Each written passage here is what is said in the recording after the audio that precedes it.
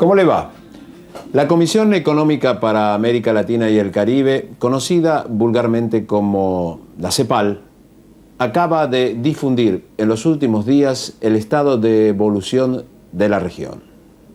En el año 95 ha habido un cambio en el comportamiento de América Latina. Hay un crecimiento menor de lo que fue en los años anteriores. Los primeros años de los 90 la región creció alrededor de un poquito por arriba de 3% al año y 4,5% en el 94, y para este año se espera un crecimiento menor que el 2%, lo cual implica que el producto per cápita se mantendría prácticamente estancado en toda la región. Al mismo tiempo hay un cambio muy brusco en los movimientos de capitales. Se espera un superávit de la cuenta capital de orden de 30.000 millones de dólares contra 60.000 en los 3 años anteriores. Y como contraparte hay una reversión del déficit comercial. Digamos, la región tuvo un déficit comercial en los años anteriores que se convierte en superávit este año. Es decir, hay un cambio de comportamiento bastante importante. Si bien ese cambio de comportamiento es menos fuerte de lo que uno hubiera pensado o temido tal vez a principios de año con el shock que siguió la devaluación de México. La región va a seguir absorbiendo capitales en el 95 en conjunto, pero en magnitud mucho menor que en los años anteriores. Es decir, la gran expansión de las entradas de capitales que se dio a principios de los 90 se corta en el 95, y toda la impresión es que, digamos, la facilidad de ingreso de capitales que se notó en estos años no se va a repetir en los años siguientes. ¿Cómo advierten la posición de la Argentina en esta situación? La Argentina tiene algunas características propias dentro de este promedio regional. Por un lado, se espera un crecimiento pequeño, una variación pequeña en el producto, de manera que la Argentina estaría por debajo del promedio regional en el año 95, si bien si usted toma del 90 al 95 todavía mantendría un crecimiento promedio mayor que la media regional. Por otro lado, la Argentina tiene una tasa de inflación baja en la región en contra de lo que era tradicional. El ajuste de las cuentas externas ha sido muy importante en Argentina también. La tasa de crecimiento de las exportaciones es mayor que la del promedio regional. Es decir, en promedio, yo le diría a la Argentina, en el 95 va a estar por debajo del promedio regional en términos de crecimiento, por arriba del promedio regional en cuanto a exportaciones, y por arriba del promedio regional, por supuesto, también en cuanto a desempleo. Los ingresos de capital tienen dos componentes, por así llamarlo. Hay un componente regional, que uno lo ha visto muy fuertemente con el episodio que siguió la devaluación de México, y que depende del comportamiento de los mercados financieros internacionales y depende, digamos, de percepciones con respecto a la región en su conjunto, pero también hay comportamientos específicos a cada país. Como les decía, la impresión en términos generales es que el ingreso de capitales disminuye este año, sin la menor duda, y disminuye fuertemente. La situación de los mercados financieros internacionales con respecto a la región se ha recuperado con respecto a lo que era, digamos, en marzo, que fue casi el punto mínimo, digamos, de la desconfianza genérica sobre la región. De manera que algún restablecimiento de los flujos es posible que haya. La impresión que hay es que no se va a reproducir de todas maneras el escenario, digamos, de comienzos de la década, y que en buena medida va a depender específicamente de cómo funcione cada una de las economías, cómo puede insertarse dentro de ese contexto internacional. La CEPAL, tal como lo acaba de plantear su coordinador en una forma muy sintética, ha descrito el escenario en el que se encuentra la región.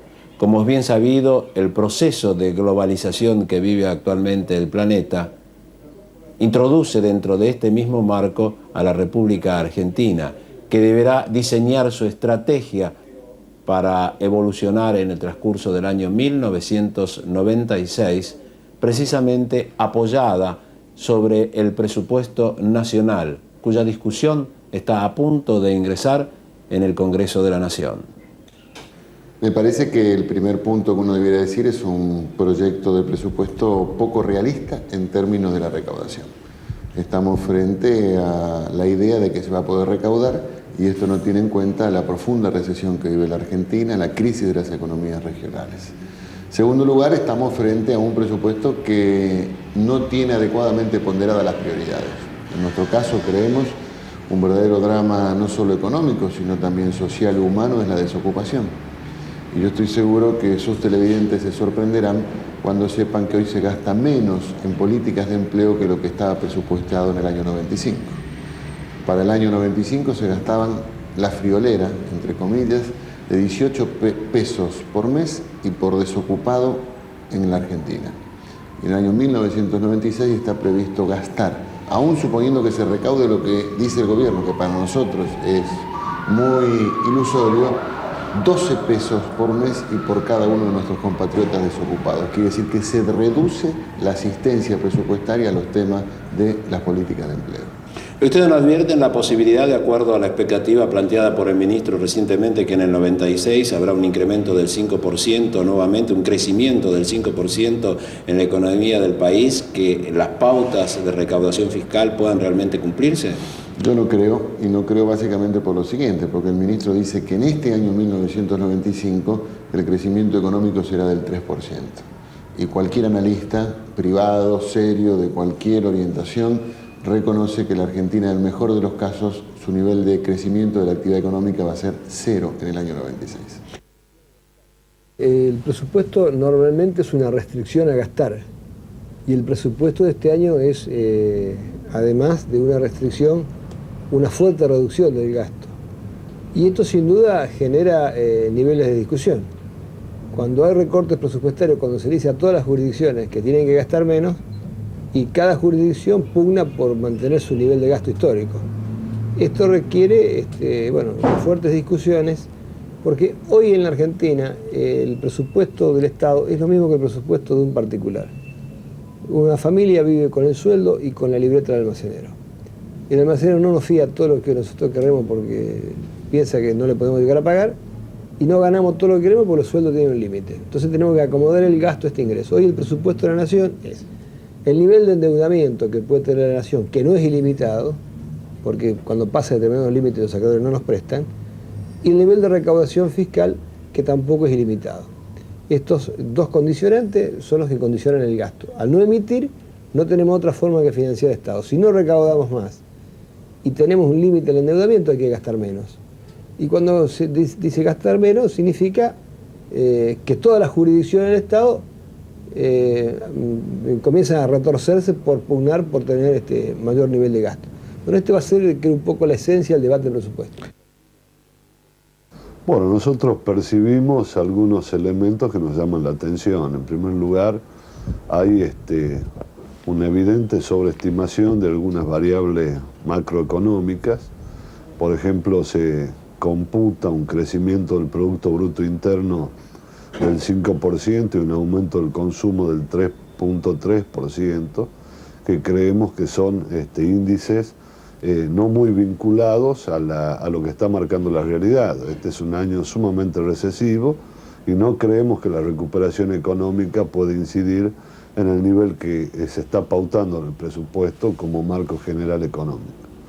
En cuanto al presupuesto en sí, si a partir de este punto de partida, valga la redundancia, vemos con preocupación un sobredimensionamiento, un dibujo de los ingresos, no sabemos bien con qué intención aún.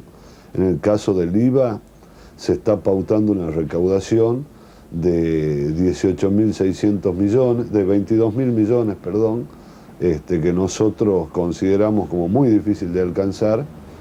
No se olvide que para el año 95 se espera llegar a los 18.000 millones de dólares y a partir del 1 de abril del 96 la tasa, la alícuota del IVA baja de nuevo al 18%, lo cual va a conspirar contra estos propósitos de recaudación que se plantea el presupuesto. Igualmente optimista nos parecen los cálculos en relación a la recaudación de impuesto a la ganancia y de impuestos sobre bienes personales, aún computando el régimen de nominatividad de las acciones, que creemos que les va a facilitar bastante la tarea de la recaudación en ese rubro tributario. Esto como marco en relación a los ingresos, para referirme a lo más puntual. Yo le comentaba fuera de micrófono de que todavía los diputados de la oposición no nos hemos juntado con el cuerpo completo del presupuesto, simplemente nos estamos manejando con un mensaje del Poder Ejecutivo, el mensaje que acompaña la ley, en base a la cual estamos formulando nuestras apreciaciones. Una de las principales expectativas en torno al presupuesto nacional está referida a cómo se va a financiar. La polémica va a girar seguramente en los niveles de actividad, en la posibilidad de crecimiento para 1996 y en consecuencia, cuáles serán los reales niveles de recaudación. Nosotros vamos a insistir en un tema que aspiramos a que el gobierno le preste atención. Queremos que el IVA, que es del 21%, sea diferencial. Esto es, que los consumos de la canasta familiar, el azúcar, la hierba, los fideos, la polenta, la harina y tantas otras cosas tan elementales como el pan y la leche, tengan un IVA mucho menor, del 5%. De manera tal de que tengamos la posibilidad, como pasa en los países más desarrollados del mundo, en toda Europa, por ejemplo, el impuesto al valor agregado que se paga sobre los consumos de primera necesidad es sensiblemente menor al que se paga por productos suntuarios. El proyecto de recaudación sin duda es optimista, pero creo que no imposible de lograr. Se están votando leyes, fundamentalmente para hacer posible este proyecto de recaudación. La Comisión de Presupuesto ha despachado el proyecto de nominatividad de las acciones. Esto va a cerrar bastante el círculo de evasión en impuesto a la riqueza, va a permitir una mejor recaudación de impuestos a las ganancias. Y son metas que indudablemente requieren de un esfuerzo de fiscalización, pero son cumplibles. Ahora, cuando uno observa en los últimos tiempos, y la pregunta es, se advierte una fuerte caída de la recaudación fiscal. ¿Ustedes creen que esta tendencia puede ser modificable para cumplir el presupuesto del año que viene? Yo creo que puede ser modificable y a mi entender debiera corregirse la forma de recaudación de algunos impuestos. El IVA, tal como está diseñado en Argentina, es un impuesto por una etapa de consumos altos, importantes. Pero ¿qué ocurre hoy en Argentina? Argentina tiene menor nivel de consumo y tiene mayor nivel de exportaciones. En un impuesto como el IVA nosotros estamos recaudando menos porque hay nivel de consumo, porque hay aumento de la evasión fiscal, pero además estamos devolviendo impuestos porque hay más exportaciones. Quizás este es un impuesto que haya que repensarlo, básicamente en cómo se opera todo el tema de devoluciones, porque esto sin duda es un peso muy fuerte sobre el Tesoro. Y efectivizar o hacer más eficiente la recaudación de impuestos a la ganancia y de impuestos a la riqueza, que sí es un impuesto que tiene que ver con esta etapa de la economía argentina, que es bastante distinta a la de hace un par de años atrás. ¿Usted compartiría un criterio de establecer, por ejemplo, un IVA diferencial para productos de consumo de máxima necesidad y otro para productos de consumo, digamos, de productos de tipo de lujo? En general, los IVA diferenciales o las tasas diferenciales son una tentación muy grande a evadir. Quiero decir con esto? Si el pan rallado tiene una alícuota, por ejemplo, de 5 y el jabón en polvo tiene una alícuota de 10, en general se vende pan rallado y no jabón en polvo. Y esto ya lo vivimos en Argentina. Es preferible tener una tasa única menor para todos los productos y poder controlarlos, de manera que evita las combinaciones de la evasión. Pero si por un lado la pelea abarcará cómo se van a obtener los ingresos, por el otro, la discusión va a ser a dónde se van a destinar los fondos. En cuanto a los gastos, hay un elemento que primero llama la atención y que es una reducción en el gasto público. Esto también es contradictorio con el presupuesto de aumento del 5 y pico % en el Producto Bruto Interno, porque usted sabe que la reducción del gasto público incide directamente en la desaceleración del crecimiento económico. hay también una disminución importante en la inversión real directa.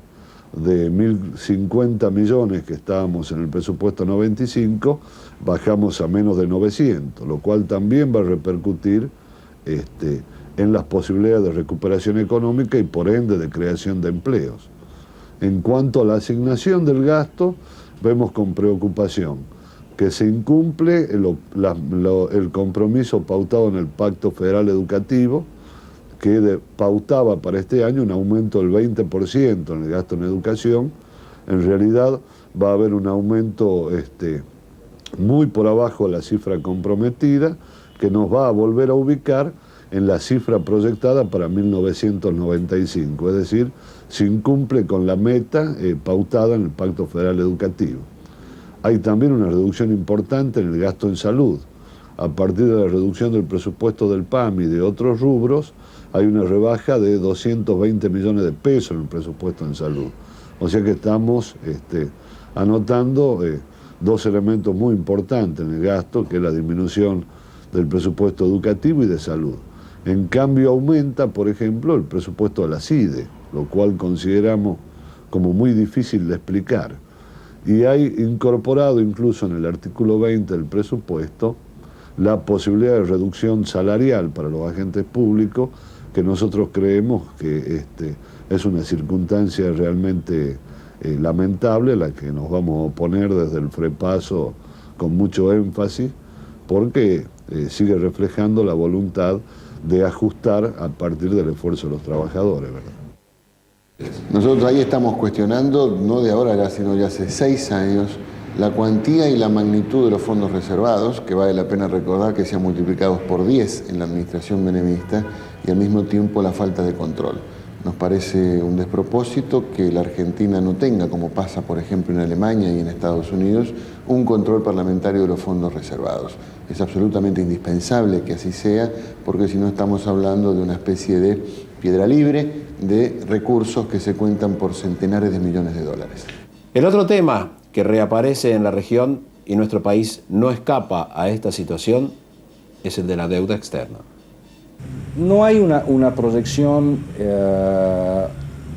como le decía, de problemas urgentes a escala regional, como el shock de deuda, el shock de los movimientos de capital que ocurrió a principios de año,